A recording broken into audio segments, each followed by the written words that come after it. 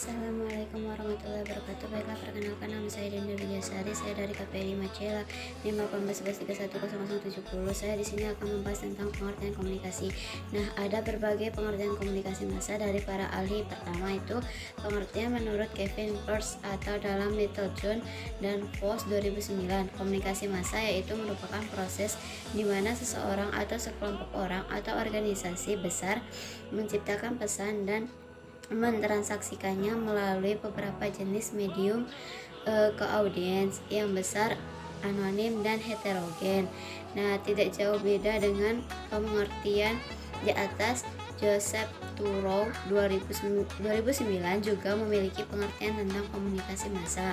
Nah, menurutnya komunikasi massa dilakukan oleh organisasi yang bekerja bersama dalam industri untuk menghasilkan dan mengedarkan berbagai konten, mulai dari hiburan, berita, hingga pendidikan.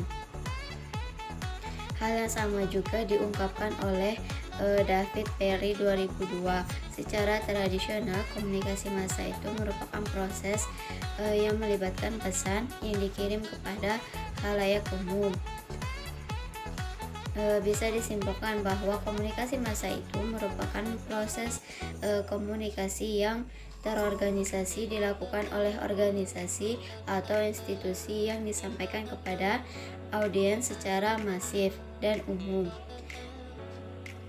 Nah, yang kedua itu sejarah perkembangan komunikasi massa. Komunikasi massa yang menggunakan media massa telah mengalami sejarah perkembangan yang sangat panjang.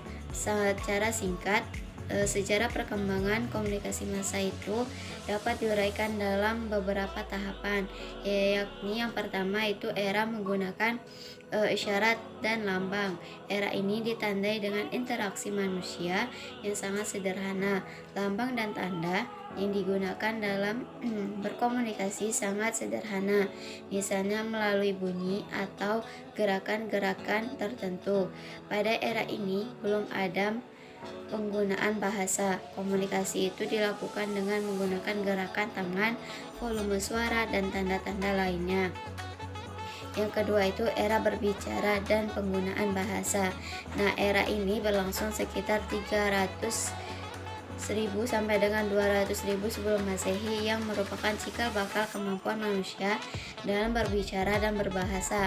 Nah, pada era ini mulai dilakukan ujaran yang masih sangat sederhana.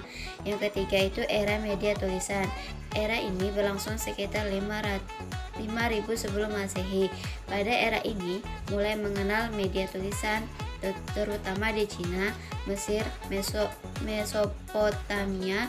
Sistem komunikasi yang diterapkan masih sederhana. Volume pesan yang diperlukan teratur dalam jumlah tertentu. Pengaturan pesan relatif tetap dan dalam jumlah besar. Dalam sistem pengawasan sosial, komunikasi tulisan dimaksudkan untuk mencatat peraturan, pelanggaran peraturan, dan pemberian sanksi. Yang keempat itu era media cetakan.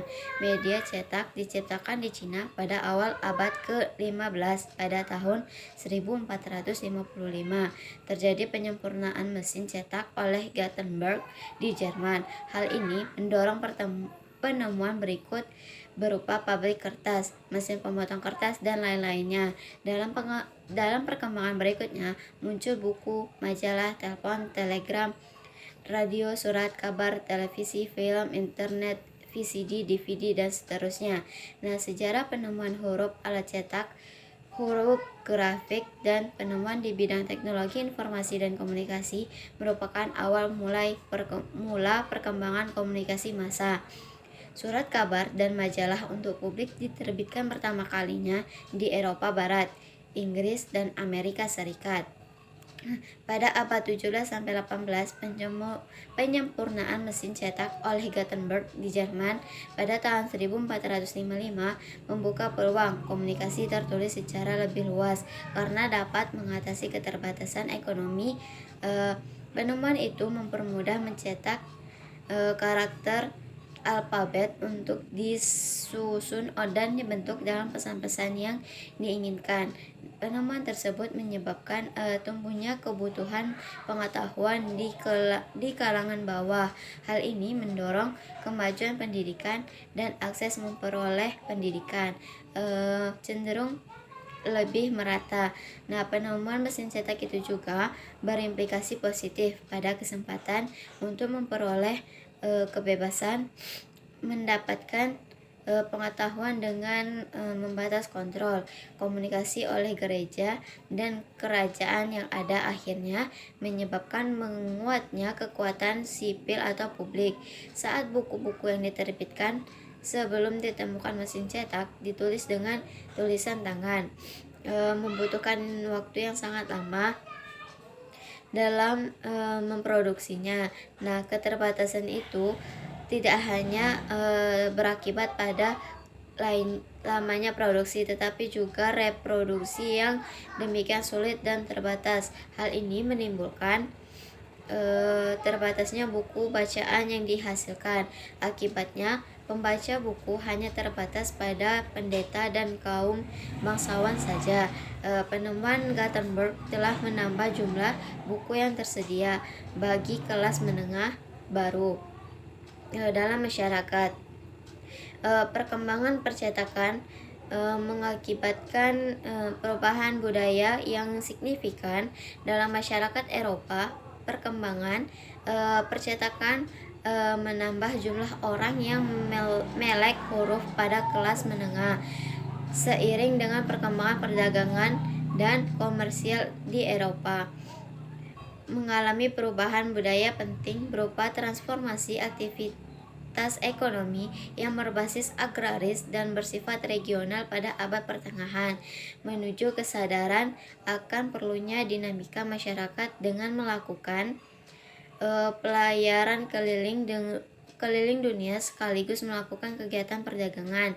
Barang-barang cetakan merupakan salah satu komoditi yang bernilai tinggi dan disebarkan ke seluruh dunia. Berkembangnya komunikasi massa melalui barang cetakan juga memunculkan ide-ide dan pemahaman baru tentang dunia, mempercepat pembangunan dan pengembangan kapitalisme serta membuka jalan menuju demokrasi. Dampak positif lainnya adalah mendorong industrialisasi di Eropa. Ketika warga Eropa bekerja di pabrik, mereka memiliki waktu luang yang lebih banyak yang kemudian memicu perkembangan industri hiburan pada abad ke-18. Di Eropa terjadi transformasi ekonomi yang penting, terutama dalam sektor tenaga kerja, perilaku manusia. Nah, Eropa pun bergeser pola kerja baru dengan sistem penggajian mengganti pola lama. Baiklah, itu saja yang dapat saya sampaikan. Wabillahi taufik wal hidayah. Wassalamualaikum warahmatullahi wabarakatuh.